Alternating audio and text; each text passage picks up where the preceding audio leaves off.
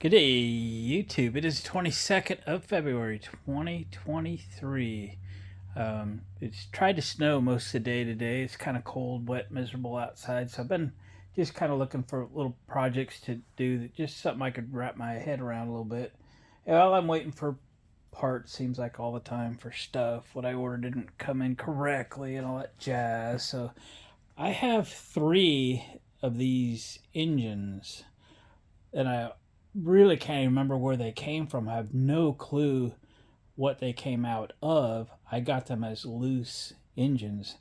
In fact, this one, somebody put the valve cover on upside down, so without flipping the engine upside down, I couldn't even really read what was on it. So I snapped a picture of it to get the model number and such.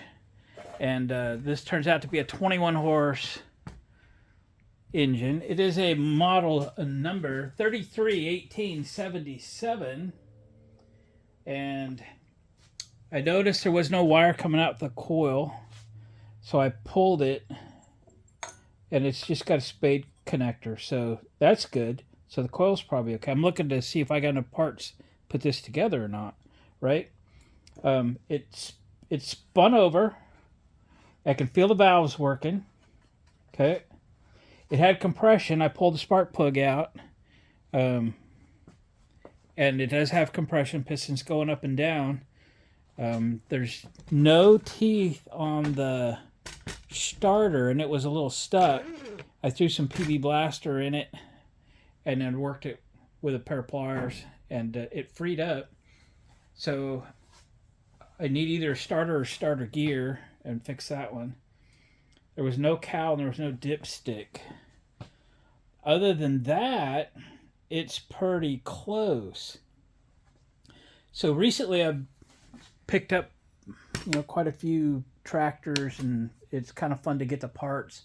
I posted a previous video where I kind of revamped my shed into more of a small engine shed so I can get my parts up where I can find them and see them. And now that I can fiddle with these engines and maybe get them running. And then I could pick up projects that need these. Actually, I've got projects that need these, and decide what to do with the engine and what to do with these projects. So that was kind of the overall goal. And not a better time than now, while the weather's really bad and such. Anyway, let me show you what I found for parts. So I have a cowl that is missing the airbox cover. I have two of these, but then again I have three engines. But I don't know about the other two either, so after this one I might get into the other two. I got an intake manifold, and this is the piece here that goes up into the airbox. Carburetor looks wonderful. Yeah, this is obviously was just sitting on the ground when I picked up some tractors from somebody. I pulled the dipstick assembly out of one of the other complete engines. I was pretty sure I had a gear. I'm not positive if this is the right gear or not. It's supposed to be 16 tooth. It apparently matches that one that I think goes to one of those other engines. This one's a little bit stuck right at the moment, but I think it will free up fine and it will work. But I will attempt to fix the one that's on it first, and then probably loosen this up, get it fixed up, put it back on the shelf for the next one. If this works, I've got another starter that needs a gear on the shelf. We'll order a couple more replacements. So that's what we got. That spark plug out of it, and it looked pretty good. Didn't look too old.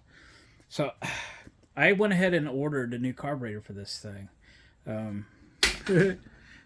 So it'll be here. This is a Wednesday night. It'll be here on Friday. Thank you, Amazon.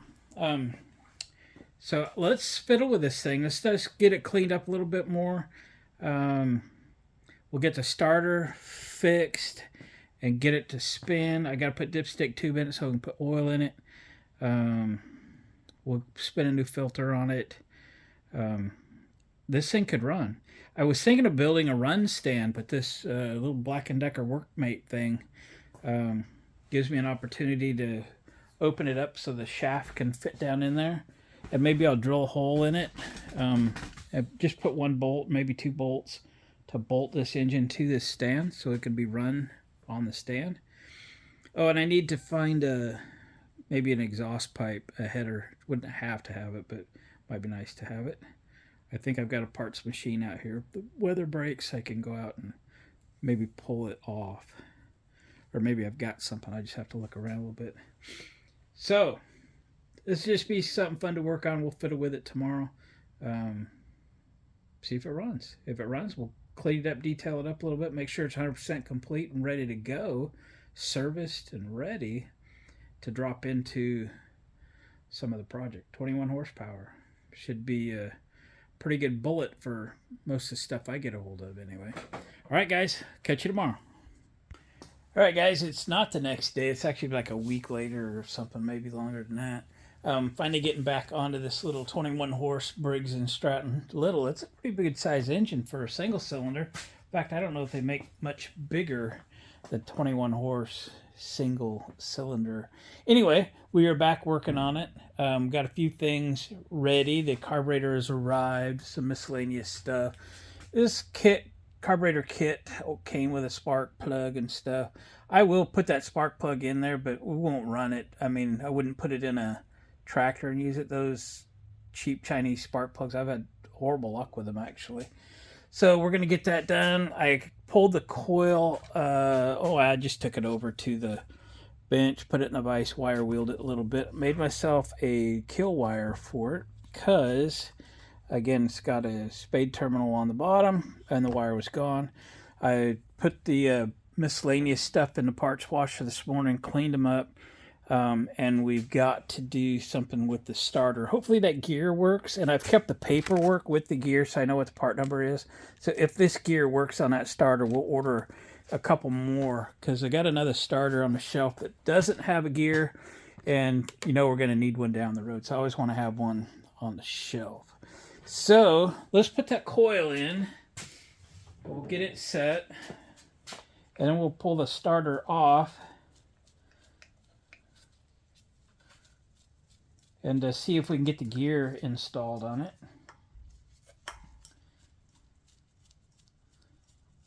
To set the gap, the air gap on the coil, a business card usually works well. So we'll do that. Oops, dropped my wire. Yeah. So we'll plug this in so we can get to it because it is underneath. That didn't work. There we go.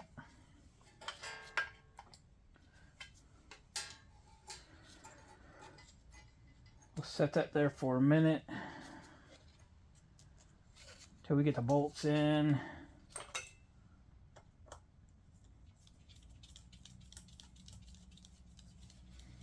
Then we'll set the gap.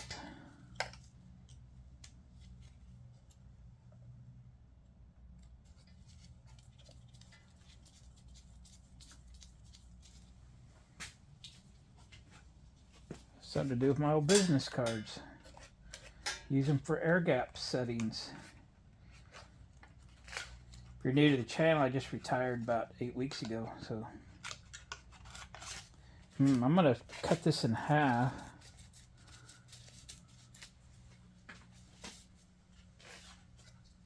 Slide that in. There we go. Just kind of catch it on that plastic fan. So we'll just kind of hold that lightly.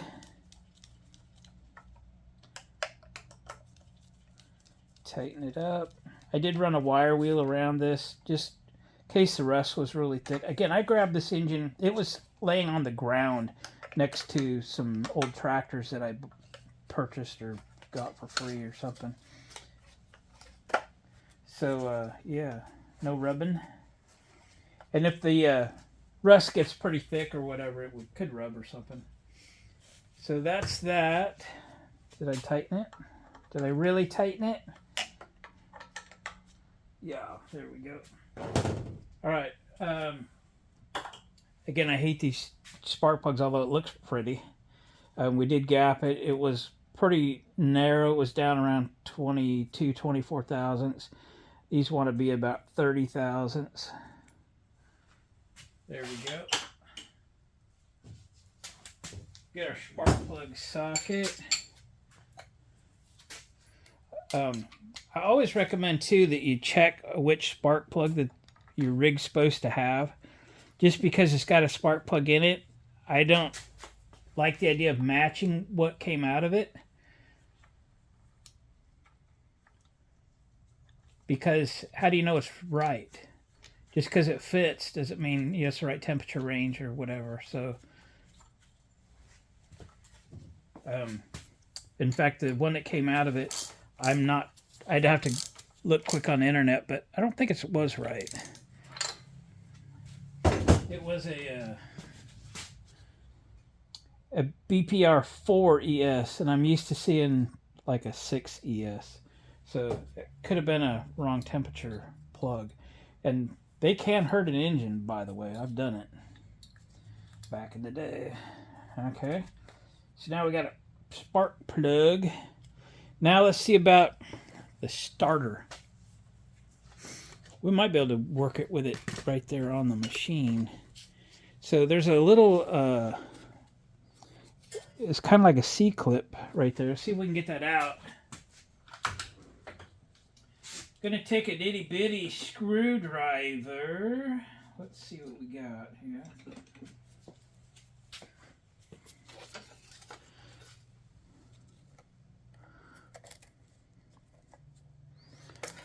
To get that out of there. It's not really a C-clip. It doesn't have a place to put a tool. Looks like it just wants to pry out of here. And I can tell you right now, I had these gloves on when I was in the parts cleaner tank. But they're going to be in my way. I'd like to get this off without launching it across the garage.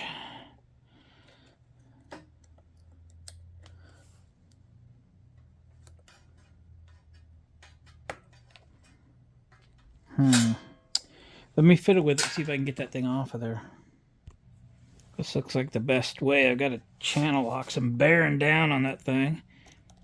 Go up from the top. Maybe it'll go out and come out of there.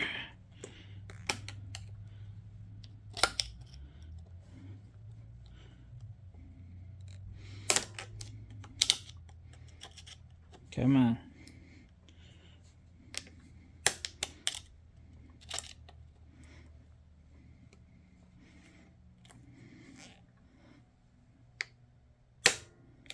Dang. Alright, I'm still fiddling. Keep turning you on when I think I might have a way to get this off.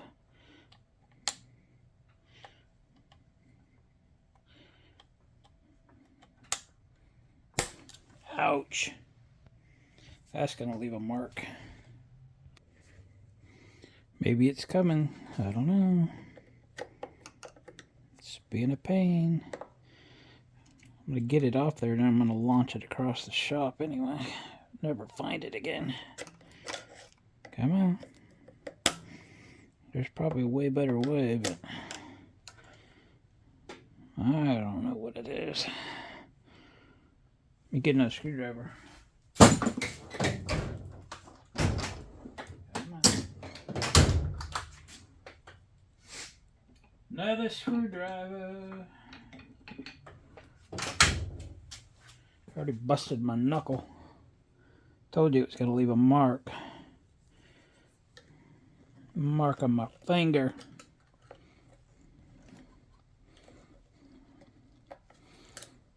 Surface starter's worth it. They're only like 35 bucks. I'm going to jab myself again.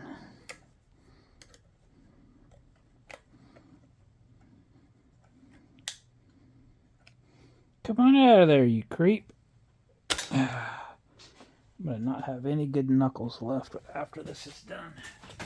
Okay, we're going to try pliers and brute strength method and see what happens.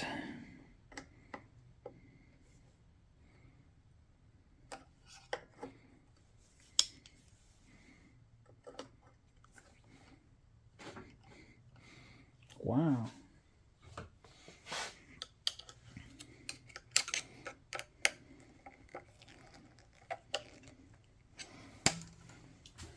Okay, channel locks. I mean, vice grips. Something.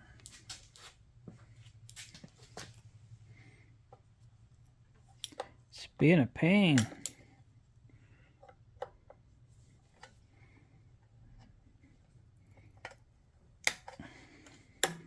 There. Winner and still champion. Okay. We'll assemble these in correct order. There's a little springy washer.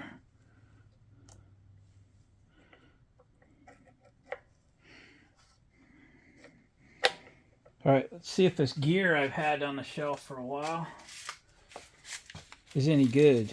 How long have I had it on the shelf? Is this receipt got a date on it? Yeah, April 9th, 2017. Almost 6 years. Is it the right gear, though? Can I put it on?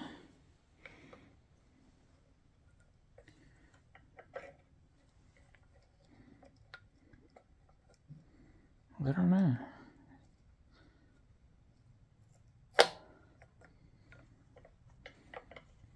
Yeah. Yeah. All right, Band-Aid. All right, let's put this back together then. We need this springy dingy like that. We need this springy dingy like that.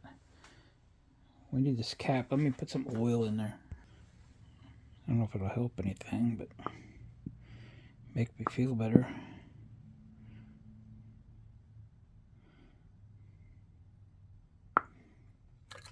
There.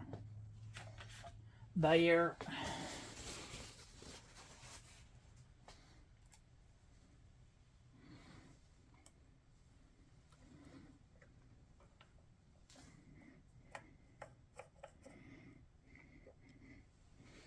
Now I gotta get that stupid clip back in that cost me a finger earlier.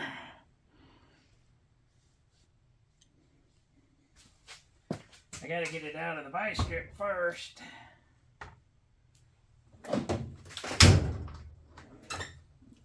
Find some tools.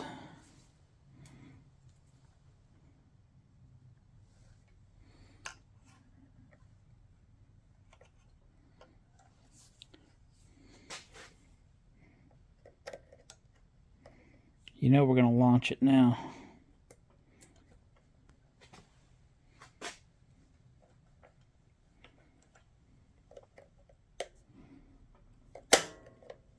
No way. There it is. Alright. We say we test it and see if it works. Alright. See if it cranks. How about we get a better connection over here? Work with me. Here we go.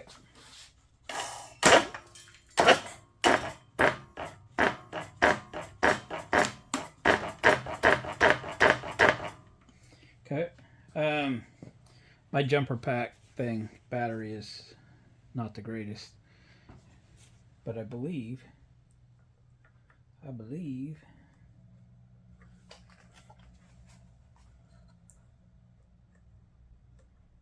Wow, it's already chewing up the gears. I'm gonna try a little lighter oil here.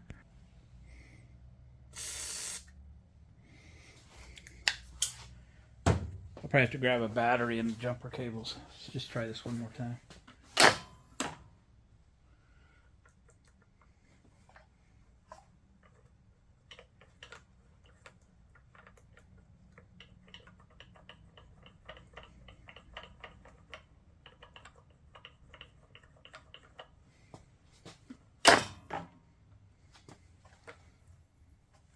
Yeah, it'll fall down, I think. All right, let me get a battery and some cables. In case we get crazy, what do you say we put the dipstick thingy in here so we can put some oil in it?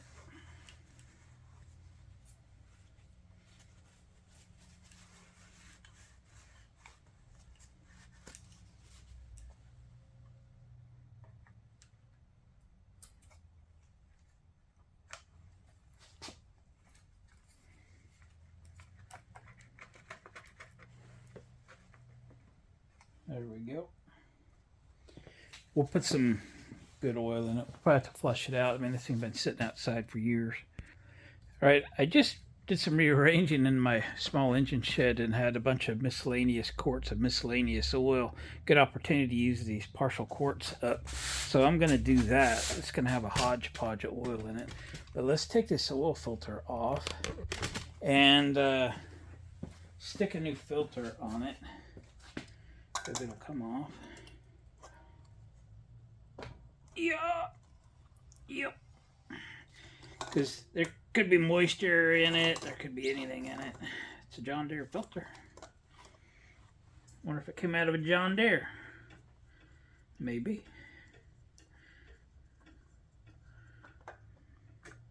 Oh, wasn't nothing in it. Good. It didn't make a mess, did it?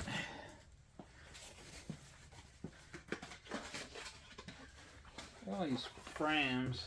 I hope it fits.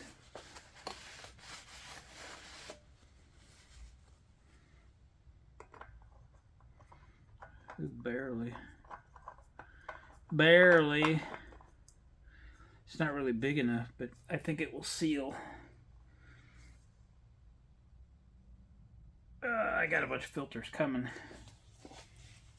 in a day or two. Now we can throw some oil in it. Grab a funnel.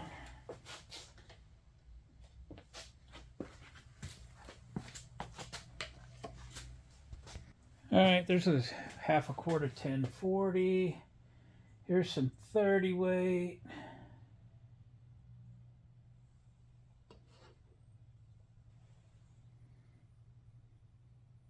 But hey, it's new.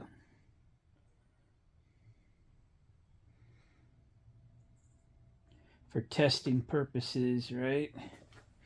All right, what else we got? It's a really nasty bottle of 30 weight.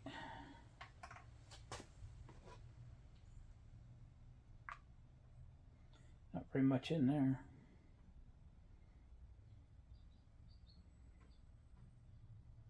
We're putting oil in it because this thing spins. We're going to shoot a little starting fluid in the cylinder and see if she fires.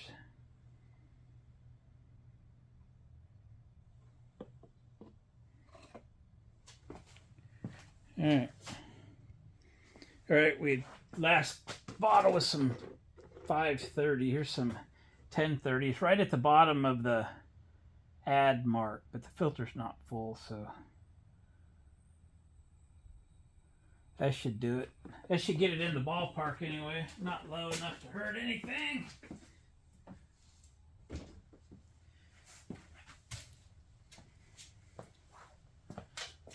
All right.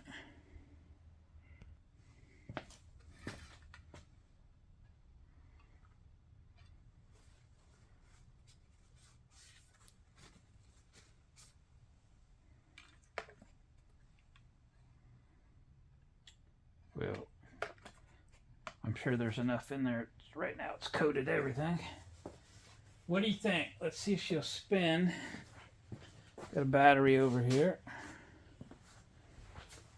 It's hooked up on the engine side. Let's ground this thing. And away we go. Yeah. Yeah. Hang on to it a little better, maybe. Uh-oh.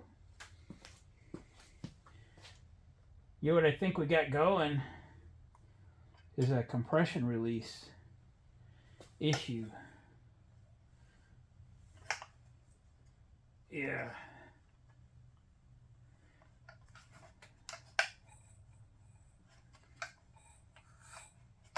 Okay, so we're past the compression stroke now. Let's go again. See if it'll crank it all the way over. Wow, it hit hard. That's why it stripped the gears off. It's stripping the gears off that new tooth as well. So, well, at least we've diagnosed it, right? Got a video on my channel back a couple years ago where my dad's church had a relatively new machine, ride mower, and it wouldn't start, wouldn't get over the hump, as we call it. And we pulled that machine in, pulled the deck, took the motor out, and replaced the compression release, which to do that, you replace the whole camshaft. So that's on my channel if you want to dig back. But that's where this thing is at. This has a bad compression release. It's so much compression, the starter won't even turn it over. We're tearing it up. So this needs a cam. It's not that hard to put a cam in. A lot of these engines have this issue. The downside is the replacement, that is only going to last so long. It's likely to go bad again. But we've diagnosed what this is anyway. Now I have to make the decision to how much money do you spend on the engine. I don't have the machine this came out of, but I have machines this could benefit from. So I have to do some thinking on it. But I think for the moment, I'm going to do some thinking on it. So let's end this video here. We have made this engine turn over. Again, it was laying in the dirt by some junk mowers that I picked up for free not long ago. And we've put it back together enough to understand what's wrong with it. Now we just have to decide, is it worth going forward to make this engine run again and be able to put it into something. So I'll do some looking online. I think you can get a cam for 50-60 bucks. And I'll decide. I'll end up with $150 in this by the time I get the airbox cover for this cowl. And of course I got to get an air filter and such. So yeah, got to decide whether it's worth the investment or not. We'll go from there. So guys, thanks for watching. Appreciate the comments. I will get back to you if you comment on my videos. Doing very good about that now. And we'll catch you guys on the next video. Please give us a thumbs up on your way out. Just take you a second and help this video get seen by others. Thank you. Catch you next time. Oh, but wait, there's more. I thought, well, before I completely condemn this thing, I should pull the valve cover off, make sure the valves aren't really loose. If the valves are really loose, there's a little bump on the cam that allows some compression to go away when you're trying to start it. If the valves are really loose, it goes over that bump without opening a valve, because it basically just works against the slack that's in the valve. What I determined, though, the top valve is closing, the bottom valve is still tight. So before we completely walk away from this thing, I'm going to adjust the valves and get them closer. Let's get 5 thousandths clearance on those. What size is that anyway? About 5/8. Yeah. Let's get a little clearance in them. Okay, I'll get a feeler gauge real quick. This takes a Torx to unlock them. This is the unlock, and then a 5/8 wrench to adjust them. So let me get a feeler gauge and let's adjust them. We're just going to hit them both at 5 thousandths. You probably see the intake should be at 5 and the exhaust at around 8. That will do it for this one. We'll go a little on the loose side of 5.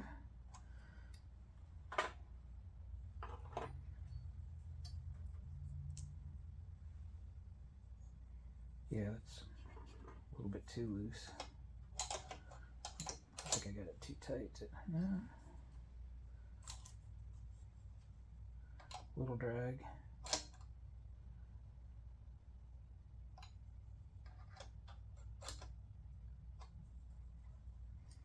That's good enough.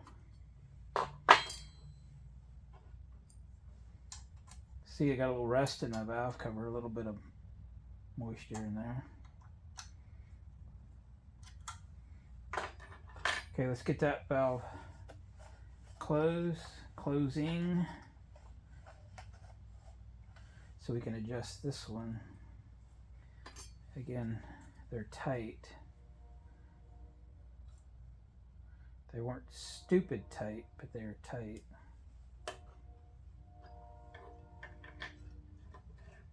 I'm just using this Torx tip and a 1/4 inch wrench.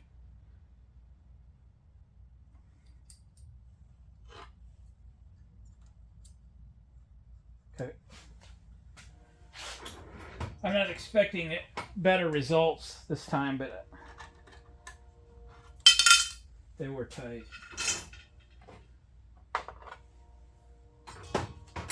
Probably just going to ruin the gear to try this again, but for fun, sacrifice the gear. Okay, so we're going to back it up to make a run at it. Okay, here we go.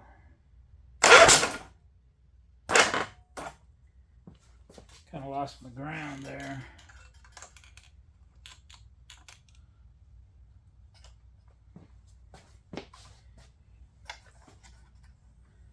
Yeah, see, it comes up on this compression stroke and it just won't go past it. I mean, this thing has a lot of compression, which means the motor's probably great, but the compression release is shot. Okay, I did want to go through that, and I did want to tell you that if the valves are super loose, they can act exactly the same as a broken compression release. So they weren't super loose, they were a little tight. We adjusted them, we tried it, still bad. And yeah, hurting my gear. And we're gonna have to make a decision on this engine. All right, guys, catch you next time.